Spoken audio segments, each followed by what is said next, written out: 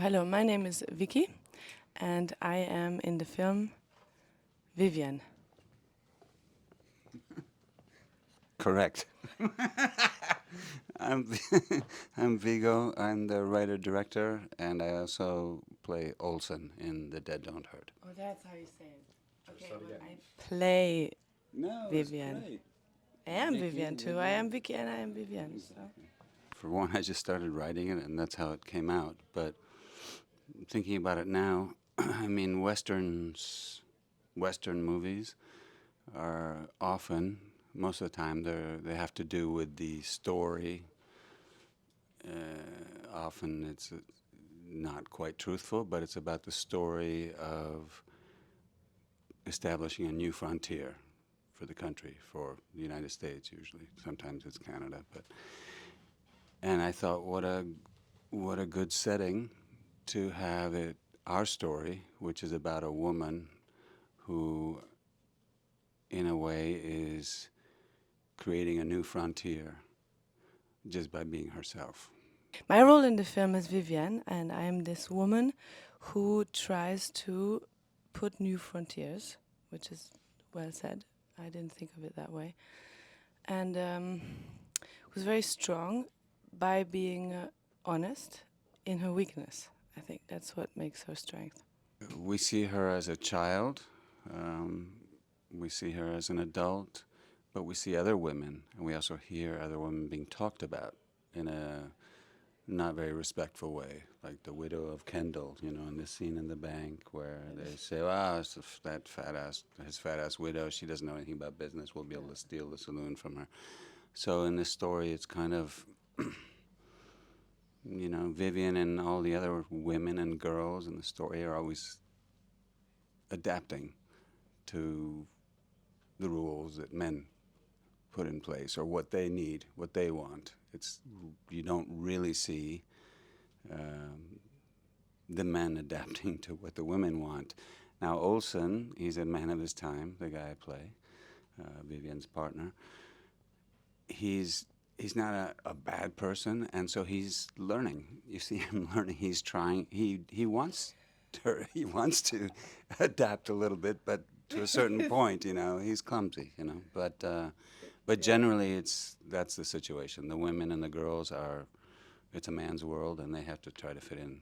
It's not the other way around. I actually had it sounds very strange what I'm going to say, but I had a vision. I was in Arizona shooting a movie about the border there, and I kept seeing the land. And one day I had this, not vision, but like images in my head where I would imagine all the blood that would have been shed over this land, of all the sides, and how this is an interminable chaos, probably, and how this is probably still, the soil of this country.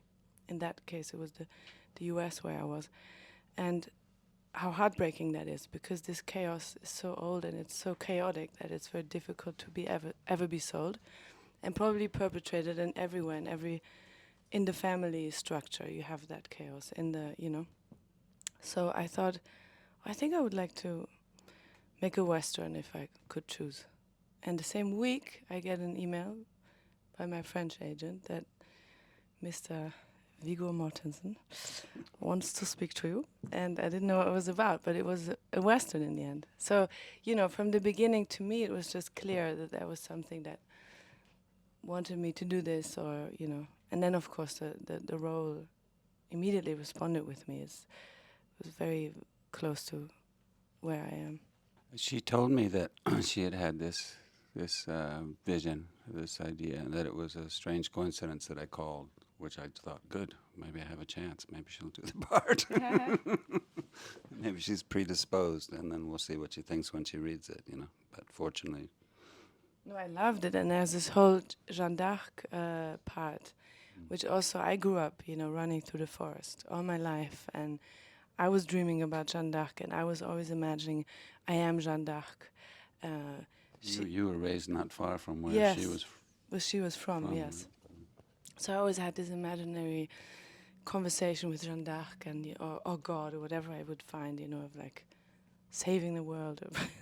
But so that was another coincidence.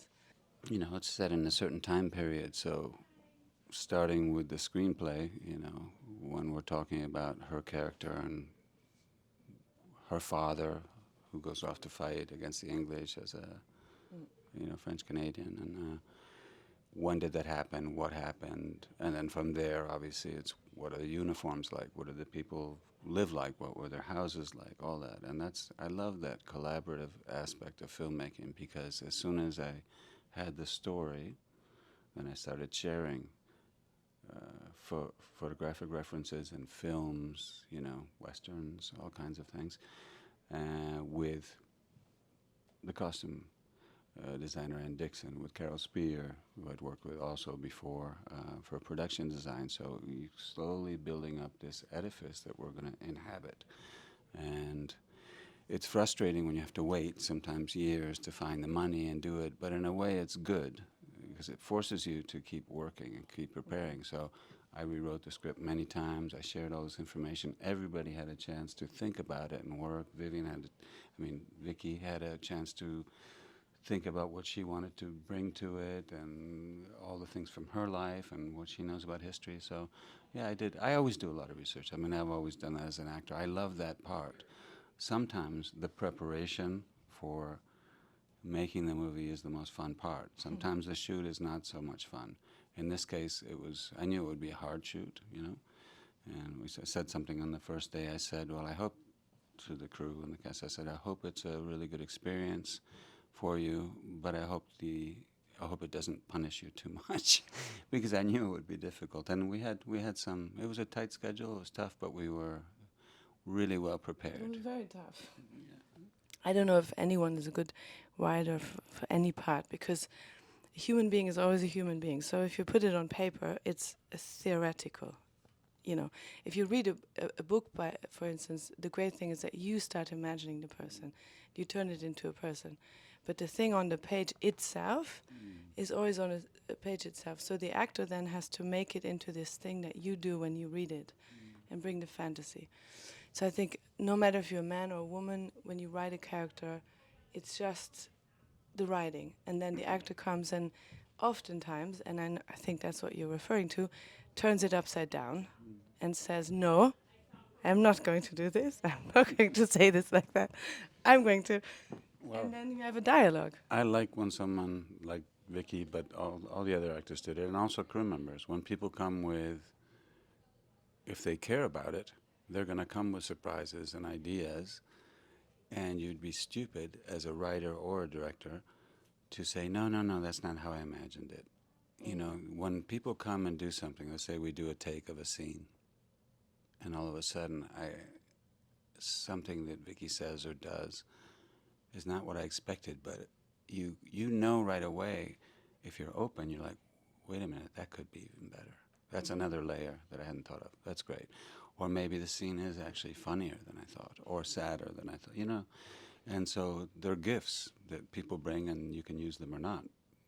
You can be very closed as a director, and then there's a limit to how much this blueprint, which is the script, can evolve and improve. And even if it's always a collaboration, now it sounds like, when you give interviews, it always sounds so easy and no. Of course, it's also difficult, because his vision was different than my vision, because just by nature, because I'm not in your head, you're not in my head. But that's, I think, what makes movies beautiful. One is the collaboration, and one is the dialogue, and also the complication you get, because you come from different angles. And I do think we come in many ways from the same, and in many ways from a very different angle. So that made it interesting. There's something about femininity here, and to ask yourself, what is the feminine strength and power, and is it being as loud as men or louder, or is there even any competition, or is it maybe feeling, understanding what is being a woman, and all the sensitivity and all the very tender, small parts of it that maybe are meant to be this way, and so you can alternate, and you can, and that, for me, personally, the movie's about the female wound, because we all, collectively, we carry, as women, we carry a wound or a scar that's not from us, it's from the women before and before and before us. But we can't deny that we have it. And now the problem is that we have been taught to shut up, be quiet about it, and be nice and smile and make a happy face. And women have been doing that over centuries, which made it very hard for the other side, which would be the men, to even understand what's going on, to feel the wound, to be able to empathize. And I think only when the women show the wound honestly, the men are able to connect. And then you have a dialogue, and then you can heal together.